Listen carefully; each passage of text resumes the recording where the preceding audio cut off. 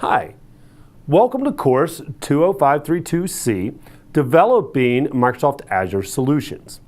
This is a course about using the capabilities in Azure to help you build better, more scalable applications, and quite honestly, in many cases, maybe just making it easier for you to develop any application.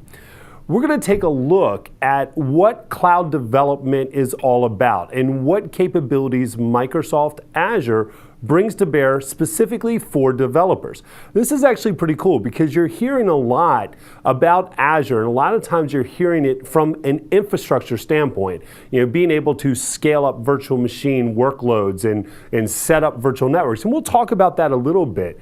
But what we're really going to focus on are those capabilities that Azure is going to bring to bear for us, the developers, right? So whether you're looking at an application that may need to have massive scale, something like processing IoT information that's coming in or storing that, or maybe something that needs to be very flexible, that you've got a very uneven demand for, like maybe websites at certain periods of the day or certain days of the week have much more traffic than other times.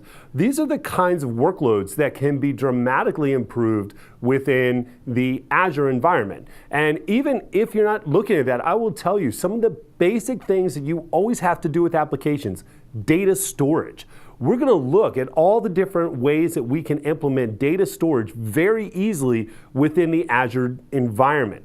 And the cool thing is with Azure, we're not having to worry about the hardware. We're not even having to worry about the software, and really as developers, the infrastructure as well. We just get to build our applications and we deploy the applications, and all of that other capability is there for us. So how are we going to look at this? Well, we're going to start out taking a look at what Azure is. What are the services that Azure provides to us? And we're going to focus on really two levels. We'll look a little bit at the infrastructure service, really using fairly low-level capabilities within the Azure environment. But then we're going to shift and cover the majority of this course looking at the platform services. So things like Azure SQL databases for very easy to create and manage relational database solution. But we'll also look at NoSQL solutions. We'll look at Azure Table Storage. We'll even look at Azure Blob Storage. And this is one of the things I actually think is really valuable in the Azure environment. And well, it's all valuable, of course, but queuing. And if you're familiar with message queuing, and if you've ever had to set up message queuing, the infrastructure configuration of message queuing can be fairly complex. That's going to be provided to us as a service via Azure. We'll also, of course, take a look at how we can build applications in Azure and some of the other capabilities in Azure. So things, for example, as Azure Active Directory, we'll take a look at what that is. And we'll also look at how to automate Azure. So what can we do as developers, whether it's to help out our operations people, to maybe automate some things for them, or even for us, maybe to set up a test environment that we can recreate very easily and work with.